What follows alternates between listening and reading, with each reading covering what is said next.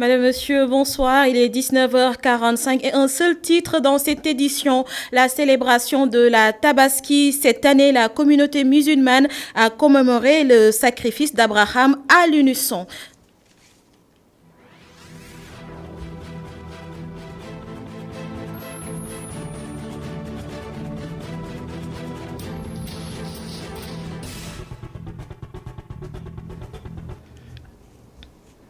Bienvenue à tous. Tout d'abord, le décès de Reine Marie Faye, la journaliste présentatrice, nous a quittés ce jour. Elle est l'une des premières voix de Walf FM vers la fin des années 90. Mamles Camara, témoignage. Elle a été journaliste, reporter, présentateur. Elle a fait de la publicité. Elle a fait de l'encadrement pour de jeunes recrues qui avaient besoin un peu d'un coup de main, d'encouragement pour commencer à faire leur travail. Et c'est un peu difficile à dire, mais Marie Faye, peut-être des gens qui sont aujourd'hui des médias de l'audiovisuel n'auraient jamais pu avoir cette confiance que leur a insufflé cette professionnelle qui est Reine Marie Faye. Elle a commencé avec nous à Walfadjri à l'époque, dès 1997, au démarrage de la radio. Je l'ai retrouvée quand j'étais à Environnement FM. Tout comme je l'ai connu quand nous étions dans les années 90, tous deux journalistes à Walfadjri, à la RTS. Donc tout cela fait que j'ai pu suivre l'évolution de cette personne qui est polyvalente, qui sait à peu près tout faire en matière de journalisme. Il faut se rappeler, elle a été la première à faire parler Abdou Diouf dans une interview en Wolof. C'était un défi, d'autant plus qu'elle n'avait pas l'autorisation du protocole. Et après, évidemment, Abdou Diouf a pris l'habitude, chaque fois qu'il arrive, quand il finit sa déclaration en français, de faire une autre en Wolof. Donc voilà en quelques mots celle que nous avons perdue, qui sera assurément retenue dans l'histoire des médias privés au Sénégal. Repos éternel à l'âme de la défunte. Et puis, depuis sa résidence à Mermoz, le président Macky Sall a souhaité ses meilleurs voeux aux Sénégalais, à toute la Oumma. Il a également insisté sur le rôle des jeunes dans la lutte contre la pandémie de la COVID-19. Écoutez. Je présente mes voeux à l'ensemble de nos compatriotes d'ici et de la diaspora, mais également à la Oumma islamique toute entière. Je prie pour le repos de l'âme de nos disparus et surtout souhaite un prompt rétablissement à nos malades qui sont dans les établissements de santé ou dans les domiciles. Je voudrais dire que c'est aussi l'occasion de remercier le corps médical qui, dans ce contexte particulier, n'a jamais cessé d'être au chevet des malades. Ceux qui ont été les plus touchés ont été les personnes âgées.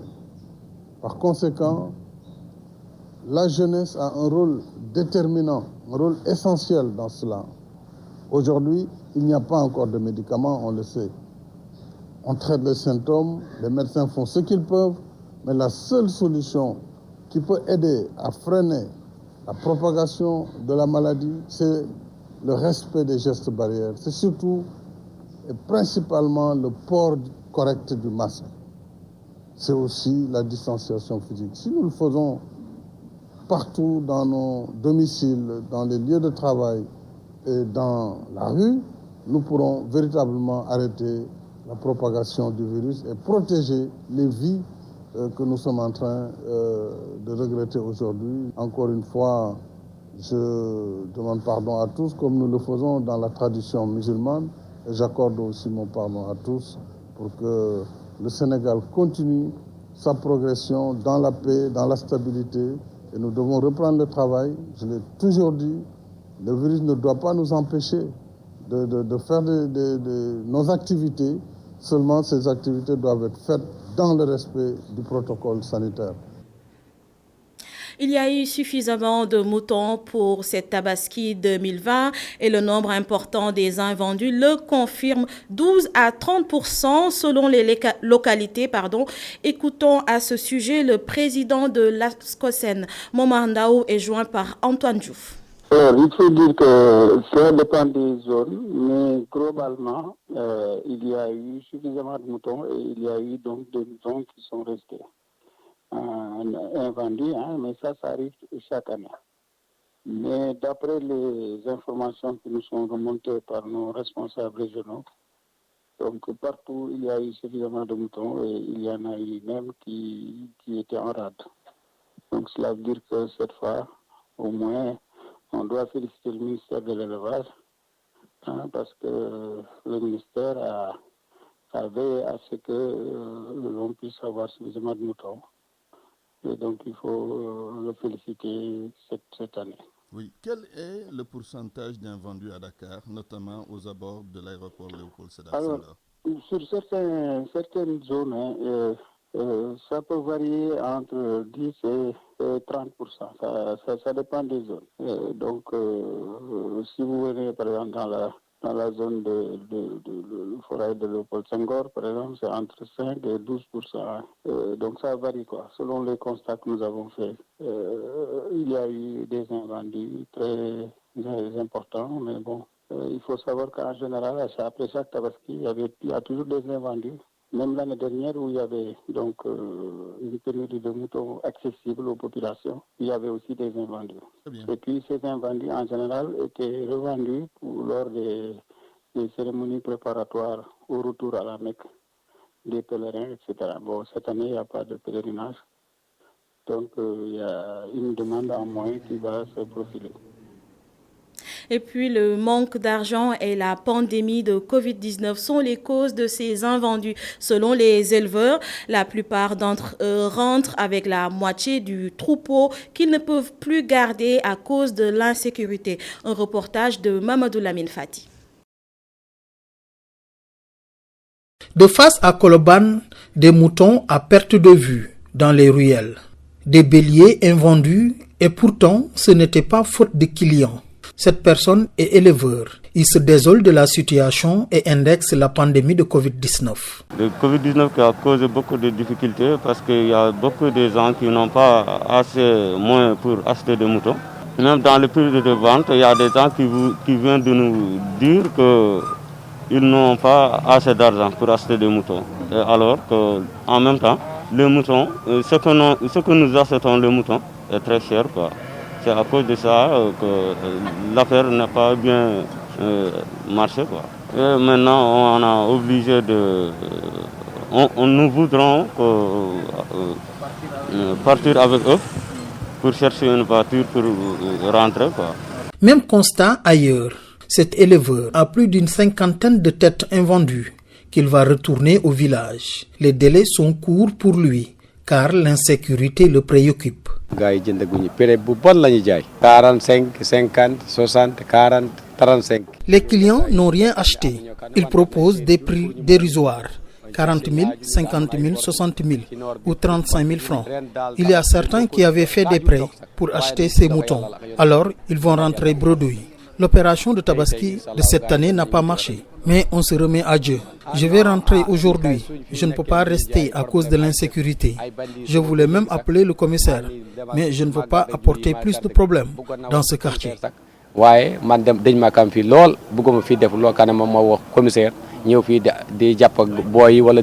Certains sont venus avec une centaine de moutons.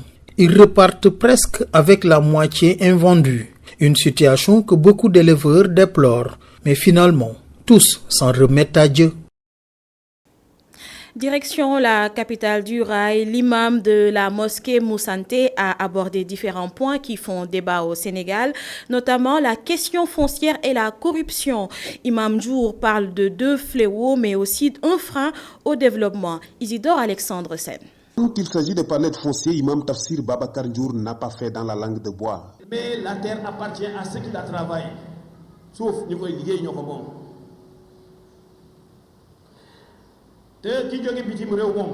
Aucun étranger ne devra avoir de terre ou de titre foncier ici au Sénégal. Que va-t-il nous rester si toutes nos terres sont spoliées au profit des étrangers? Il a également évoqué le débat sur la déclaration de patrimoine et c'est pour dénoncer le niveau de corruption qui gangrène notre pays. Sénégal moom te xaalis rek tax ak wax ba jàll rek au point que nous avons poussé la cupidité, la duperie, la perfidie, le vol, l'injustice, l'insouciance, l'indiscipline, l'impunité, la corruption à un niveau jamais égalé, au point que chacun fait ce qu'il veut, fait n'importe quoi d'illicite et personne ne dit rien. Malgré les rapports de l'IGE, de l'OFNAC, de la Cour des comptes, des CREI. Mais c'est ça qui pose problème. Autre chose que le prêcheur a regretté, ce sont les insultes publiques. Il qualifie tout cela de balafre sur le visage de la République. Wow, ñun ndax rafetal nañu bu ñu bëggee dëkkee di saaga. Si nous voulons changer ce pays de manière radicale, il faudra faire attention à nos paroles et ne pas diffuser partout des injures. Et ceux qui diffusent ces injures à travers les réseaux sociaux sont de la pire espèce. C'est une réponse, une réaction injurieuse à un acte ou un fait injurieux, malveillant et déplaisant. Imam Tafsir Babakar Ndjour invite les Sénégalais à taire les débats de bas étage et se concentrer dans la lutte contre la Covid-19. Il conclut pour appeler les pouvoirs publics à renforcer les plateaux médicaux. À Kolda, l'affluence n'était pas au rendez-vous. Les fidèles qui ont effectué le déplacement ont eu droit à un sermon aux allures de piqûre de rappel. L'imam Ratib est revenu sur les valeurs et préceptes de l'islam. Thierno Alassane Tall invite à plus de sérénité dans la gestion des deniers publics et à la repentance. Il a prié pour un Sénégal de paix et de concorde. Compte rendu Seydou Diatta.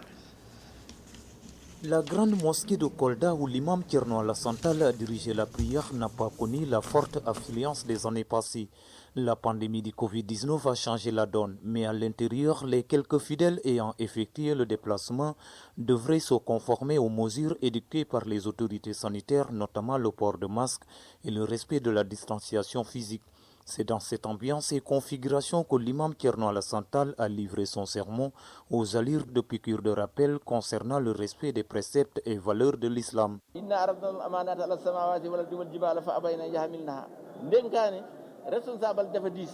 La responsabilité autour des deniers publics est une lourde charge, puisque la réduction des comptes est obligatoire au jour du jugement dernier. Malheureusement, de nos jours, difficile de ne pas constater d'abus de confiance dans la gestion de nos gouvernants, à commencer par nos présidents, ministres et directeurs généraux. Mais cela ne surprend pas les hommes avertis, puisque le prophète l'avait prédit. Il viendra un temps où la confiance restera une denrée rare. Cela fait partie des signes annonciateurs de la fin du monde, donc optons pour la repentance. Comme à l'accoutumée, l'imam Ratib de Kolda a bouclé son adresse aux fidèles par l'invite à la prière pour un Sénégal de paix, mais surtout prier pour la fin de la pandémie de la Covid-19 à travers le monde. À Dakar, par contre, Massalikul Jinan a refusé du monde. L'imam Serigne Abdou Khadre, dans son sermon, a recommandé le pardon aux musulmans et les a incités à bannir l'égoïsme dans leur rapport avec les autres. Un compte rendu de Mamadou Lamine Fati. La prière de Tabaski, célébrée dans la communion. Dans son sermon, l'imam de la mosquée de Massalikul Jinan appelle les musulmans au pardon et à bannir l'égoïsme.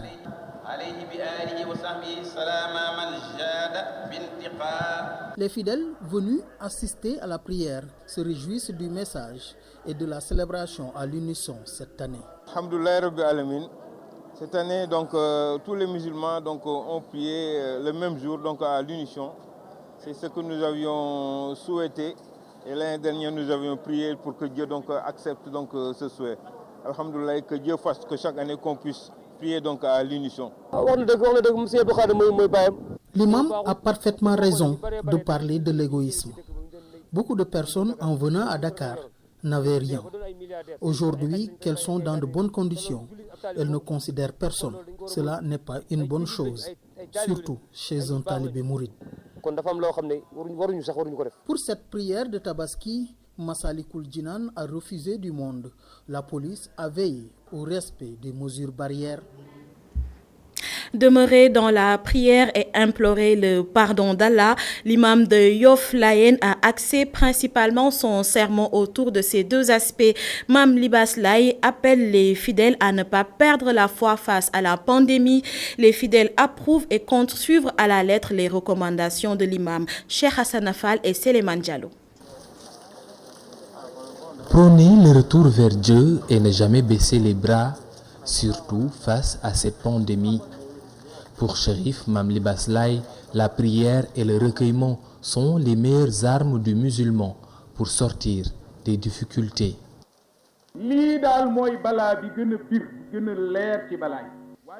Cette maladie nous pose d'énormes soucis, mais nous ne devons pas reculer. Nous n'avons pas le droit de baisser les bras ou d'abandonner la prière. Nous devons continuer de prier pour implorer le pardon de Dieu et Allah nous viendra en aide si nous sommes sincères.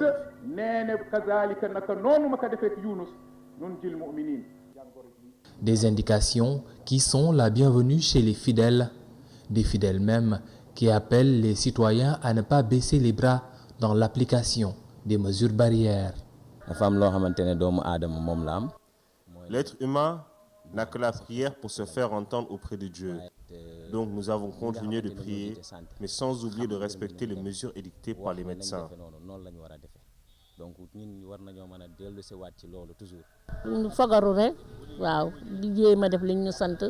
Nous savons que la maladie existe et nous faisons de notre mieux pour nous protéger, car il vaut mieux prévenir que guérir.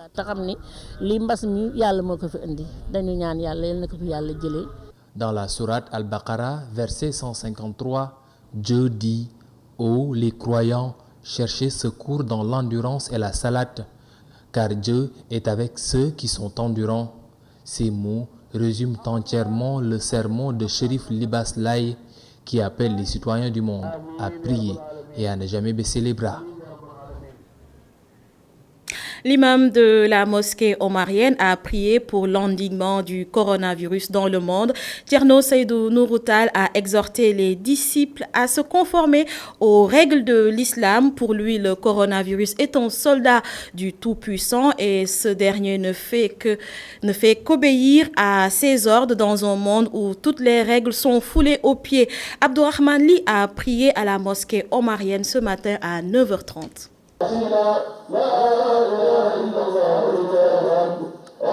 Nul n'est dispensé par cette obligation, y compris l'imam. Tout le monde doit porter son masque dans cette mosquée. Seule la distanciation physique souffre d'un non-respect partiel et pourtant le contexte de crise sanitaire l'exige. Une crise sanitaire qui s'explique par l'œuvre humaine, selon l'imam de la mosquée omarienne. Cette maladie, nous l'avons cherchée. Il y a des choses que nous faisons qui méritent des sanctions du Tout-Puissant. La fornication, entre autres. Les gens le font sans pour autant sentir le besoin de se cacher. Les gens font ce que bon leur semble. Pire encore, il y a des parlements qui sont allés jusqu'à accepter que les hommes se marient entre eux ou des femmes. Ce qui explique la colère du Tout-Puissant à travers cette pandémie. Thierno Seydou Nouroutal poursuit en mettant en garde en ces termes: la liberté a des limites qui doivent pousser chacun à un retour vers Dieu. Il faut que nous retournions vers Dieu. Il faut qu'on sache se maîtriser. Nous ne devons pas suivre nos envies. Nous sommes certes libres, mais la liberté a bien entendu des limites. Après quoi, il est revenu sur l'importance de cette fête de l'Aïd el-Kébir, notamment son caractère social. Cette journée est d'une importance capitale. Nous devons surtout penser aux pauvres. Si vous avez votre mouton, vous le sacrifiez et que votre voisin n'en a pas, pensez à le partager avec lui. Cultivons la paix entre nous, c'est important. Ceci nous permettra d'avoir accès au paradis. La parole a par la suite été prise par le khalife de la famille de Thierno Muntaga Tall. Thierno Madani Muntaga Tall a appelé les Sénégalais à la prudence avant de prier pour l'endiguement rapide de la maladie. Si l'État fait son devoir, nous, la population, nous devons faire de même, notamment en respectant les mesures barrières dans ce contexte. Chapeau aux médecins, ils abattent un travail remarquable. Faisons de sorte de respecter leurs conseils, notamment en cette période.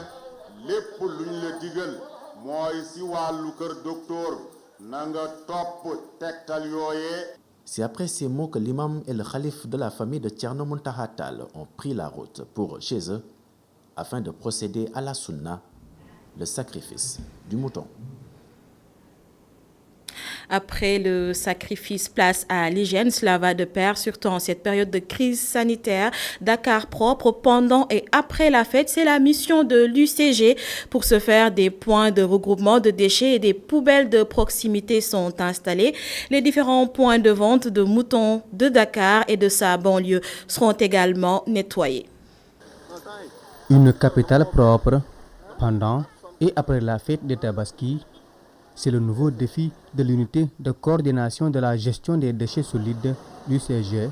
À cet effet, des points de regroupement des déchets sont installés à Dakar et sa banlieue, le tout dans une initiative dénommée spéciale Tabaski Déchets. Nous avons simplement mis en place un dispositif pour accompagner les populations de la région de Dakar dans la collecte des déchets spécifiquement issus de la Tabaski. Ce dispositif a trois composantes. Une première composante constituée de caisses habituellement appelées caisses bennes à ordures. Donc il y en a précisément 28 qui sont réparties dans les départements de Dakar, de Rufisque, de Pikine et de Guédiawaye. En plus de ça, nous avons déployé aussi 200 bacs, communément appelés les bacs à ordures, mais avec une signalétique propre dédiée à la collecte des déchets issus de la Tabaski. Les installations déjà fonctionnelles et les populations se réjouissent déjà de ces poubelles à proximité. Nous sommes ravis de cette initiative. D'habitude, durant la Tabaski, les déchets étaient déversés un peu partout. Mais maintenant, ces poubelles à proximité nous facilitent beaucoup la tâche et on n'aura plus aucun problème.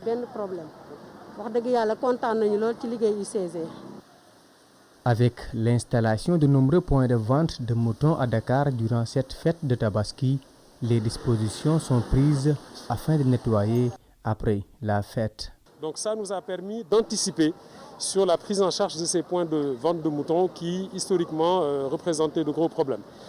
Maintenant, ça c'est la phase préparatoire. Pendant la fête, c'est le dispositif que je viens de décrire. Et après la fête aussi, il y aura un dispositif de mécanisation qui va être mis en place pour éradiquer l'ensemble de ces points de chute qui viendront de ces points de vente de bétail. Ainsi, pour la réussite de cette initiative, les populations sont appelées à la collaboration. L'appel qu'on peut lancer, c'est un appel de sensibilisation à la conscience citoyenne. Donc, en particulier, nous demandons aux populations de convoyer ces types de déchets aux points qui sont dédiés. Je le répète, il y a 26 points équipés de caisses bennes dans la région de Dakar. Il y a 200 bacs en plus du stock habituel de mobilier urbain qui sont dédiés aux populations. Donc l'appel qu'on lance, c'est de demander aux populations de mettre leurs déchets issus de la Tabaski dans des contenants en sachet ou dans des bacs à ordures réglementaires et de venir les déposer sur les points de vente dédiés à cet effet. Plus de 2000 agents de l'UCG sont en renfort pour l'opération Tabaski. L'objectif est de débarrasser la capitale de ces déchets qui proviennent en grande partie de cette fête de l'Eid el-Kébir. Cher Diop, merci. Coronavirus à présent, le Sénégal a enregistré un décès hier. Sur les 1374 tests réalisés ce jour, 126 sont revenus positifs. Les détails avec le directeur du Service national de l'éducation et l'information pour la santé. Sur 1374 tests réalisés, 126 sont revenus positifs, soit un taux de positivité de 9,17%. Les cas positifs sont répartis comme suit. 106 cas contacts suivis par nos services, 2 cas importés enregistrés dans le district sud et à l'aéroport international Blaise Diagne. 18 cas issus de la transmission communautaire répartis entre Kaolack 3, Keur Massar 2, Mbour 2, Ouakam 2, Thiès 2, Guédiawaye 1, Khombol 1, Mbao 1, Médina 1, Pout 1, Rufisque 1, Saint-Louis 1. 51 patients hospitalisés ont été contrôlés négatifs et déclarés guéris. 43 cas graves sont pris en charge dans les services de réanimation. Un décès a été enregistré ce jeudi 30 juillet 2020. L'état de santé des autres patients hospitalisés est stable. Et voilà, c'est la fin de cette édition. Merci de choisir ITV pour vous informer. Je vous retrouve demain à la même heure pour un autre journal. Mais restez avec nous, une soirée spéciale Tabaski vous attend avec l'indétrônable Boubacar Diallo qui reçoit Khadim Boub, la reine du Ngoyane, et le phénomène de la musique sénégalaise Sidi Diop. Excellente soirée et déwénati.